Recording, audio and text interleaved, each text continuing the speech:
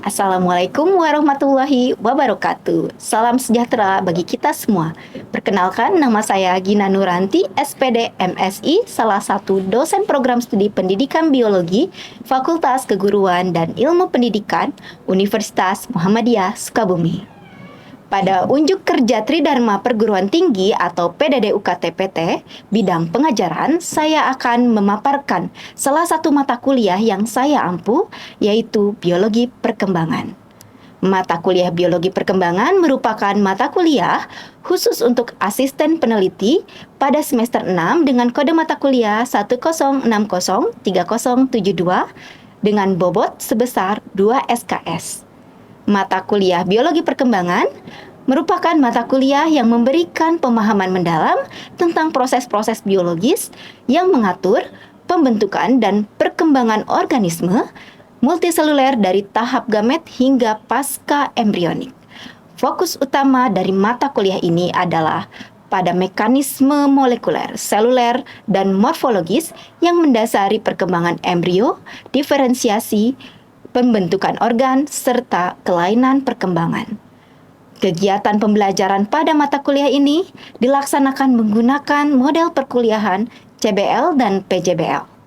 Capaian pembelajaran atau kompetensi dari mata kuliah ini dapat ditempuh secara reguler melalui perkuliahan dan dapat ditempuh melalui pengalaman ber-MBKM, seperti riset atau proyek independen atau juga PMM, dan pengalaman ber-MBKM lainnya yang disepakati dengan program studi. Pelaksanaan perkuliahan biologi perkembangan dilakukan secara blended. Mahasiswa dapat mengisi presensi perkuliahan, mengakses dan mengunduh RPS, bahan ajar, dan mengunggah tugas secara online menggunakan LMS. Pada kegiatan luring di dalam kelas, dilakukan diskusi interaktif, studi kasus, dan presentasi. Model pembelajaran yang dilakukan adalah model perkuliahan, CBL dan PJBL yang bersifat aktif dan partisipatif, dengan metode diskusi interaktif, tanya jawab, dan presentasi. Adapun untuk capaian pembelajaran lulusan pada mata kuliah ini meliputi CPL 2, yaitu memiliki kemampuan berpikir kompleks, berkolaborasi, dan berargumentasi dalam lingkup bidang kerjanya. Kemudian CPL 3, yaitu memiliki kemampuan berkomunikasi, baik lisan maupun tulisan, secara efektif dan santun, dengan menggunakan bahasa asing dan media komunikasi yang tepat sesuai sasaran. Selanjutnya adalah CPL 4, memiliki pengetahuan dan keterampilan belajar dalam mengelola dan memanfaatkan teknologi yang mendukung kapasitas belajar sepanjang hayat.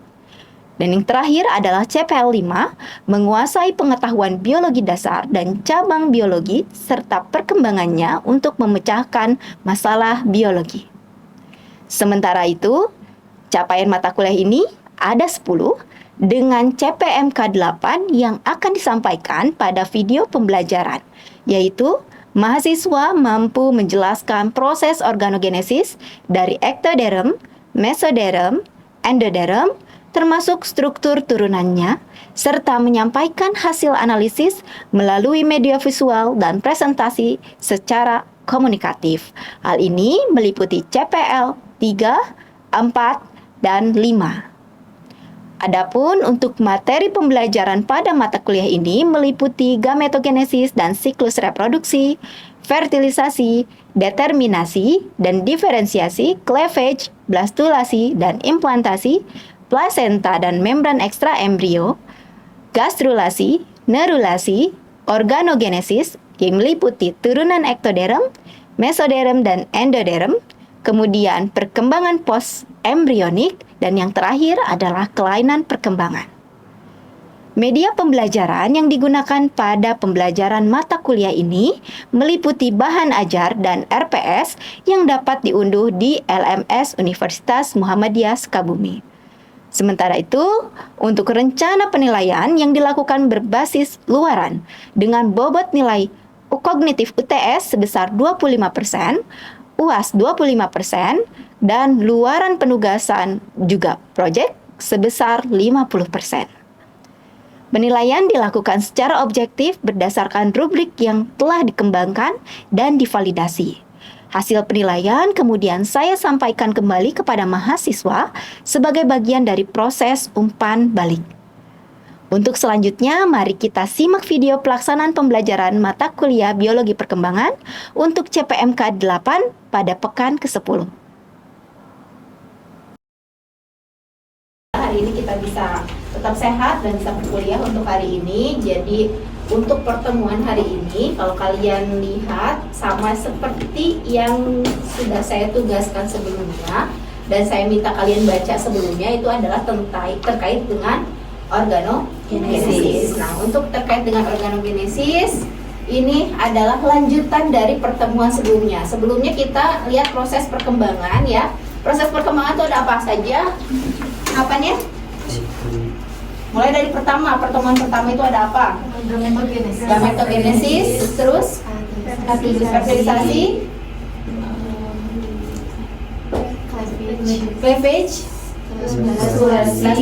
gastrulasi, implantasi itu ada salah satu bagian hanya untuk mamalia. Terus nerulasi adalah organogenesis pertama. Tahapan pertama yang organogenesis itu utamanya adalah nerulasi. Nah, untuk hari ini kita akan bahas itu adalah terkait dengan organogenesis yang pertama, karena kita tidak akan bahas semuanya ya, tidak memungkinkan ya kita untuk membahas semuanya.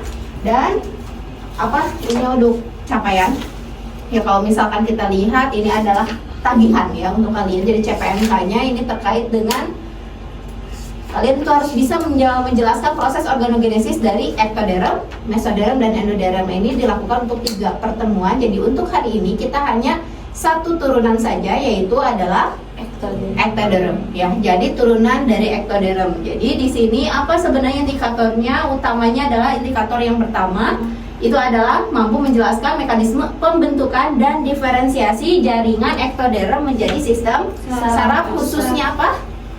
Putar sistem saraf pusat itu apa? Otak dan sumsum tulang belakang. Oke. Jadi sistem saraf pusatnya itu 2, otak dan sumsum tulang belakang, dan alat indera. Di sini bisa mata atau telinga. Sebenarnya bisa memilih. Nah, untuk hari ini mungkin kita akan fokus pada 2, itu adalah otak dan mata. Ya. Oke, untuk selanjutnya lihat yang paling bawah, mempresentasikan hasil kajian organogenesis secara ilmiah dan komunikatif. Itu adalah indikatornya. Sebelumnya kalian sudah saya minta untuk presentasi pada beberapa topik ya. Nah, untuk hari ini nanti kalian akan dibagi menjadi 2 kelompok untuk berdiskusi. Nah, untuk 2 kelompok itu tugas untuk presenternya itu adalah yang sebelumnya belum yang belum ada penugasan. Siapa? Ya, nanti mungkin di kelompok 1 itu akan ada Putri, kemudian ada Risti dan Resa. Kelompok keduanya itu ada Irgi dengan Jihan. Berarti Jihan yang presentasi. Kalau untuk yang kelompok satunya lagi itu berarti kalian tinggal pilih ya penugasan masing-masing ya. Apakah itu siapa yang belum? Berarti Risti ya. Oh ya, hanya Risti dan Resa. Mungkin antara kalian berdua siapa yang nanti akan presentasi ya. Oke. Kemudian kalian masih ingat tidak kenapa kita belajar organogenesis gitu kan? Kalau misalkan tadi itu adalah tujuan secara konseptual, prinsipal kita belajar biologi perkembangan itu adalah salah satunya adalah mengetahui gitu kan organogenesis itu tahapannya apa, turunan ektoderm seperti apa.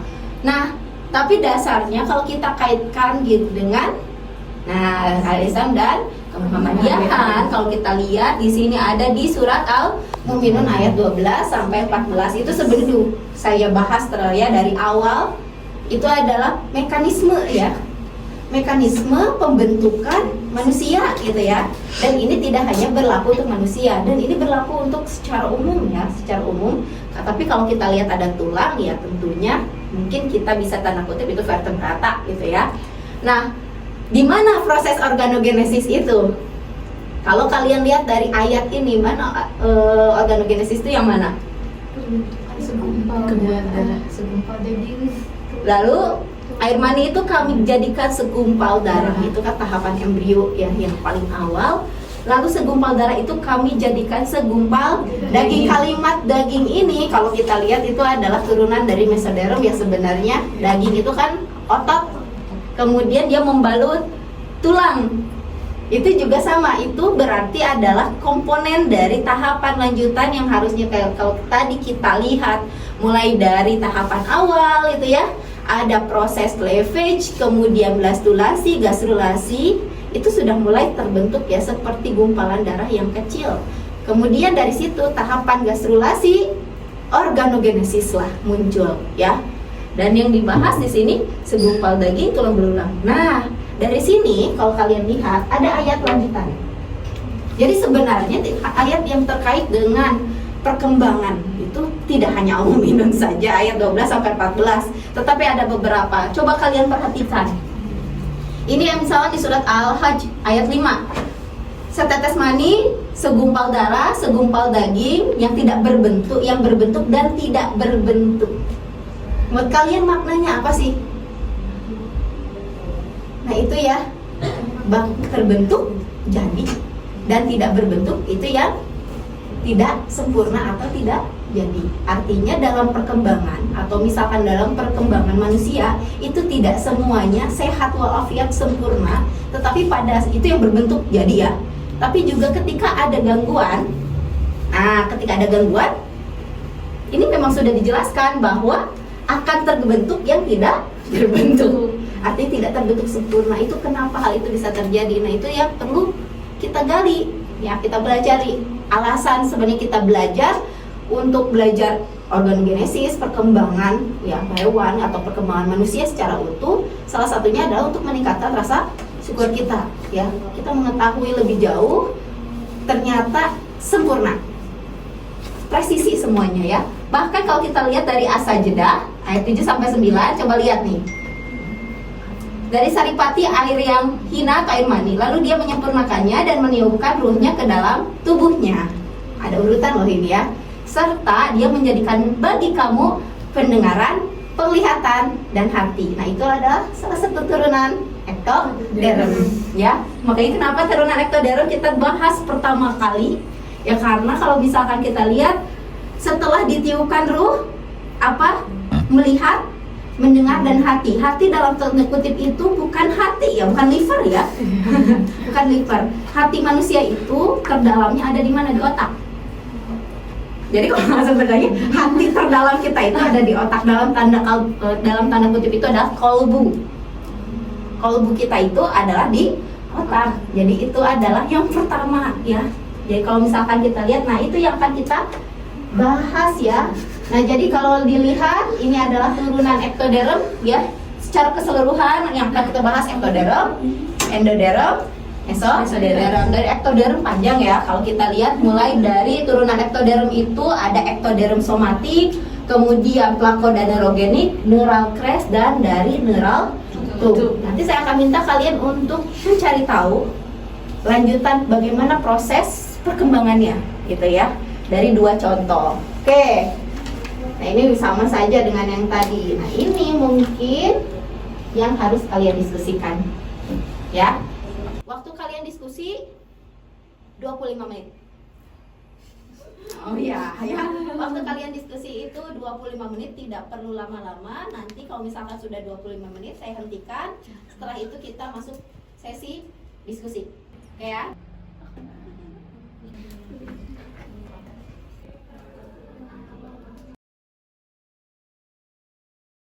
Kelompok 1 otak, siapa yang presenternya?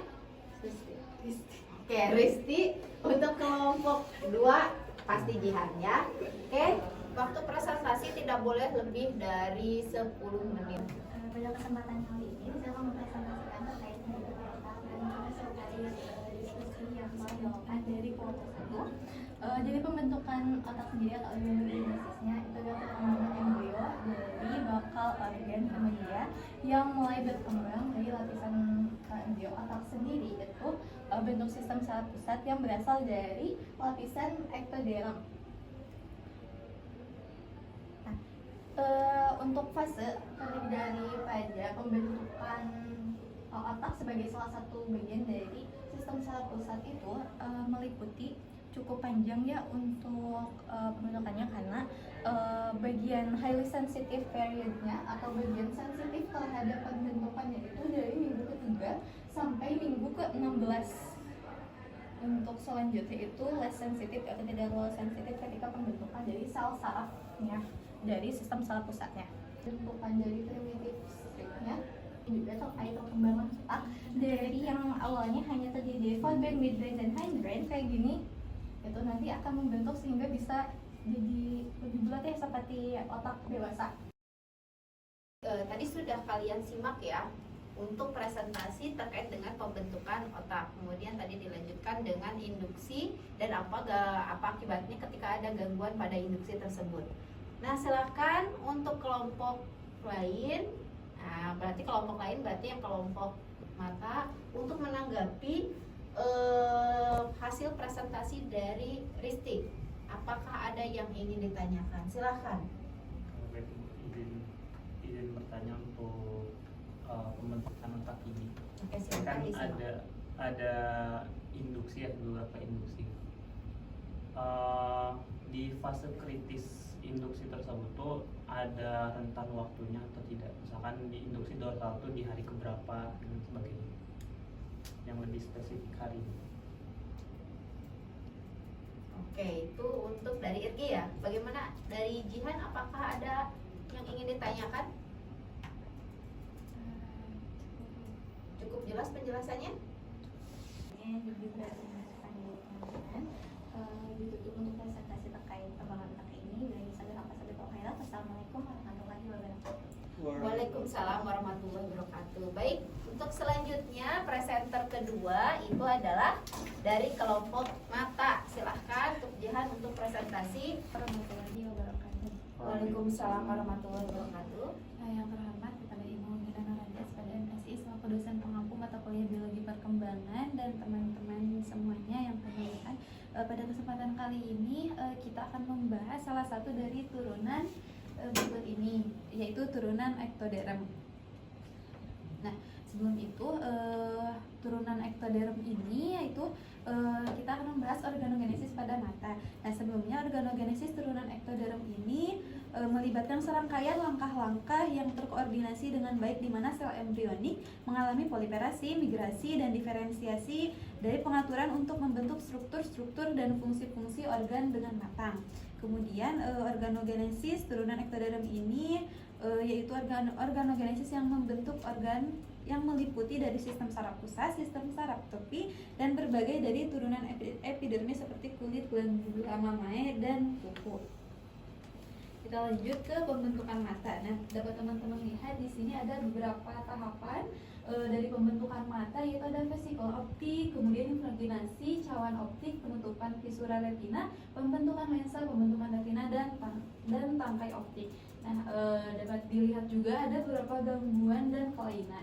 Pada vesikola optik itu kita bisa, jika tidak secara sempurna, bisa menyebabkan gagal induksi ectoderm yang dapat menyebabkan kelainan. Dapat teman-teman lihat. Kemudian ada invaginasi cawan optik, tidak membentuk retina dengan, apabila tidak terbentuk retina dengan sempurna maka akan terjadi kolboma. Kemudian pada tahap penutupan visura retina, jika visuranya gagal menutup dapat terjadi kolboma juga. Kolboma itu adanya lubang pada retina. Kemudian pembentukan lensa, jika terjadi gagal invaginasi atau secara primer dapat adanya kelainan katarak. Kemudian pada pembentukan retina, jika ada gangguan pada diferensiasinya dapat menyebabkan kebutaan. Kemudian pada tahap tangkai optik, jika ada gangguan akson ganglionnya itu dapat menyebabkan hipopifasia. Kemudian dampak gangguannya itu jika terganggu maka tidak akan terbentuknya cikal bakal mata. Gangguannya apakia atau tidak adanya lensa ini terjadi pada hari ke-22. Ini masih tahap vesikel optik juga. Jadi vesikel optik ini menginvaginasi atau membentuk cawan optik dua lapis, kemudian yang akan membentuk retina dan epitel pigmen retina.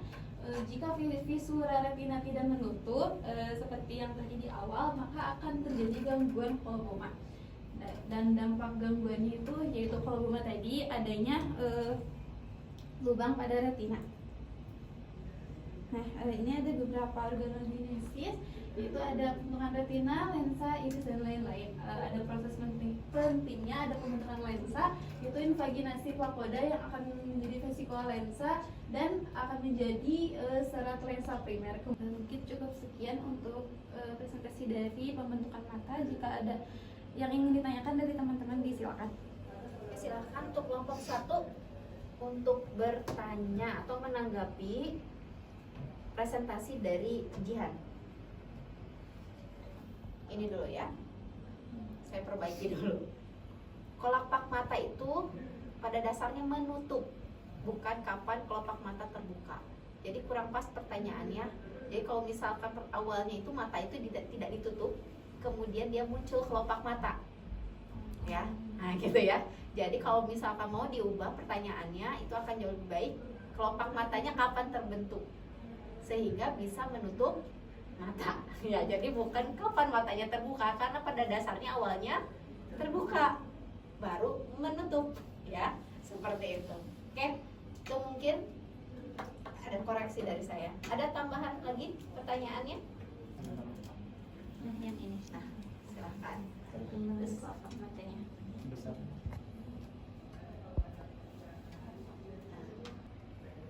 Oke, berarti ya memang waktunya sangat awal ya untuk pembentukan mata itu, ya, dibandingkan karena beririsan dengan perkembangan otak yang lain, ya. Jadi setelah terbentuk di ensefalon, langsung pembentukan cawan optik, di waktu yang bersamaan terjadi pembentukan vesikel otak itu yang lain menjadi 5, kemudian berkembang lebih lanjut dia terjadi fleksi, mekanisme fleksi. Di waktu yang bersamaan perkembangan mata itu beririsan sehingga waktunya itu hampir mirip, gitu ya, waktunya hampir mirip. Baik, itu mungkin untuk perkembangan mata, silahkan ditutup. Sekian, terima kasih dari perkembangan mata. Terima kasih. Wassalamualaikum warahmatullahi wabarakatuh. Waalaikumsalam warahmatullahi wabarakatuh. Oke, terus untuk kita semua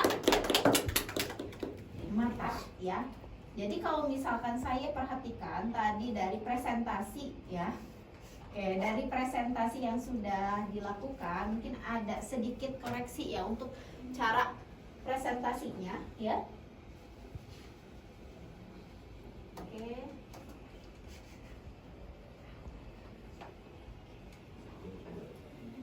Cara presentasinya, saya harap kalian sudah menilai ya. Sudah menilai lewat peer assessment yang saya minta. Udah ya.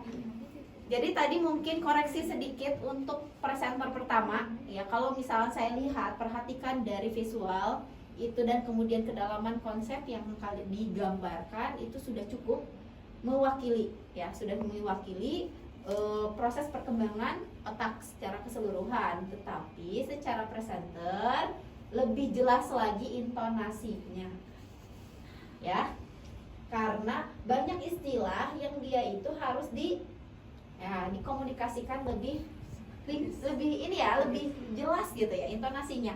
Suaranya juga harus lebih lantang, ya.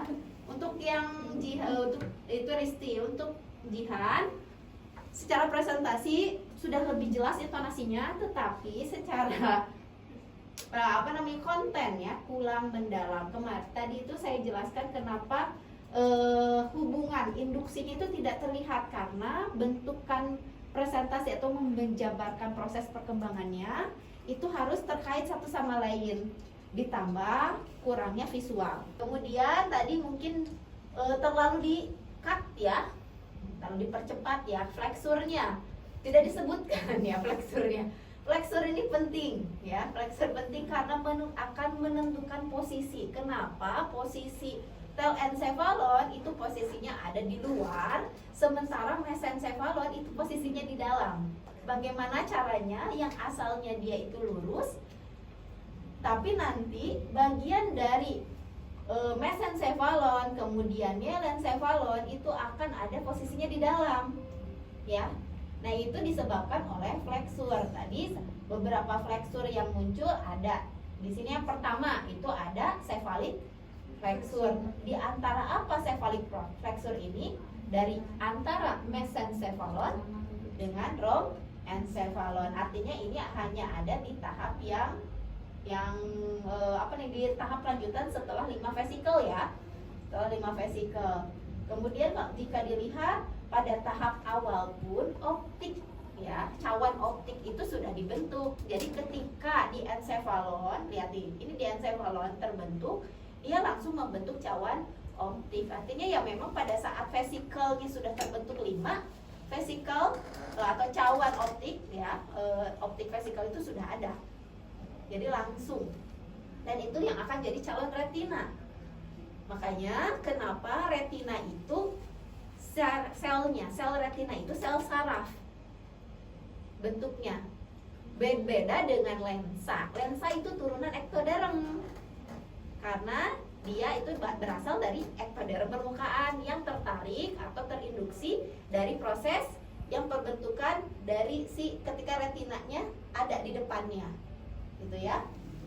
Oke, kemudian kita lihat setelah kita belajar ya, setiap tahapan atau perkembangan otak maupun perkembangan mata, organogenesis itu berasal melibatkan waktu kritis.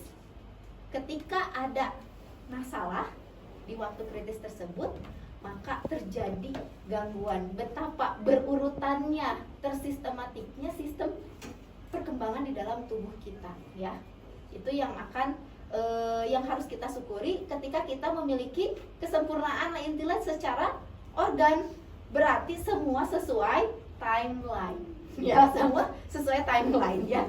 Itu ya. Jadi kita terbentuk sempurna alhamdulillah karena kita dijaga mekanisme perkembangannya dari tahap kita dulu masih di dalam kandungan sampai kita sudah dewasa. Penjagaan itu selalu ada ya. Oke, itu untuk pertemuan hari ini. Terima kasih. Untuk pertemuan selanjutnya kita lanjutkan untuk yang mesoderm dan endoderm, tetapi jangan lupa untuk penugasan tadi ya. Ya, tadi ya ingat yang tentang posisi dari gray matter dengan white matter. Itu kenapa nanti akan saya tanyakan secara random. Dan untuk penugasan PowerPoint yang hari ini itu dikumpulkan namun sudah diperbaiki. Ada yang mau ditanyakan dulu sebelum saya tutup? Cukup. Kalau sudah cukup, terima kasih. Wassalamualaikum warahmatullahi wabarakatuh. Waalaikumsalam warahmatullahi wabarakatuh. Terima kasih Bu. Sama-sama.